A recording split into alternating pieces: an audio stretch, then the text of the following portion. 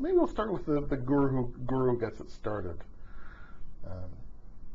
Well, we can start with the story of one person, right, the main character,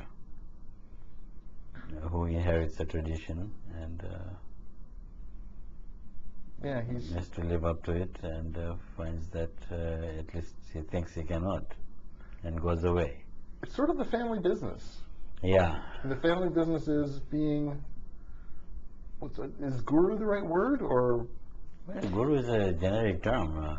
Teacher, it can mean a teacher, right? So, but or a master. So it has many meanings. Basically, they are the keepers, of the shrine,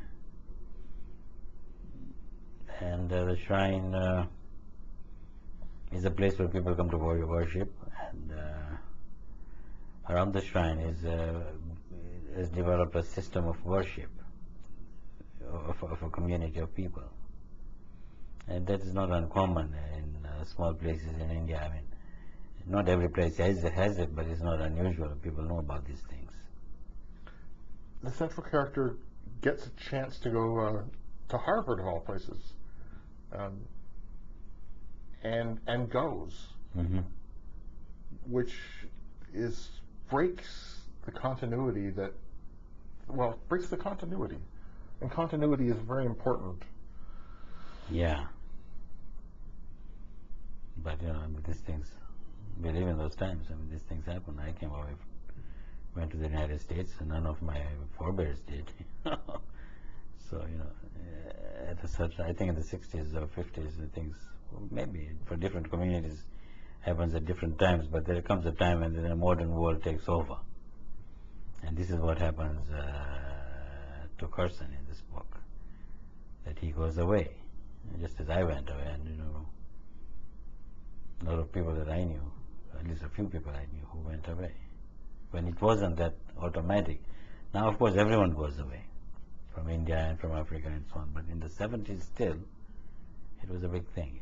He doesn't fit in, but then in a university, but then he decides he doesn't really want to fit in a lot of ways. He's more interested in being. Well, he cannot fit in. A person coming from a village in India is not going to act like an American. So if you go, even now, you go to American universities, I guess even in Toronto, I mean, you find groups sticking together who belong together. So, I mean, there's no integration. I mean, it's impossible.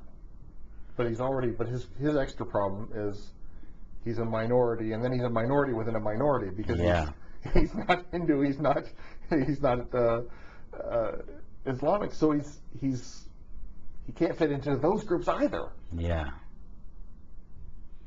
Yeah, of course, he's in total control by his father from long distance, and he knows of his heritage, he knows his destiny that has sort of been laid out for him, and that's what he tries to live up to, and he can't. This is the interesting thing, because he turns his back on one thing, but it's almost like by turning his back on one thing, he's sort of viewed as having turned his back on everything. He doesn't obey his father and go home. Yeah. And not obeying his father and going home. And of course, obviously his father would have kept him back, I think. He's decided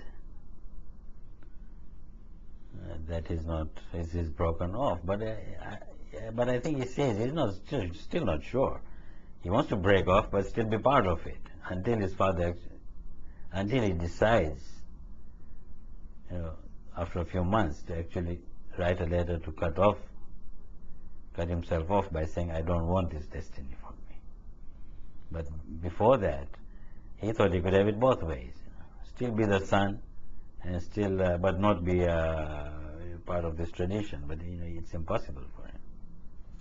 I guess there's a parallel between the guru who leaves where he went and went to a foreign land and experienced things and found wisdom, that Kursan is the same thing, but then he has the chance to go back, complete the circuit, to go back home. Because he's a far wiser person than that.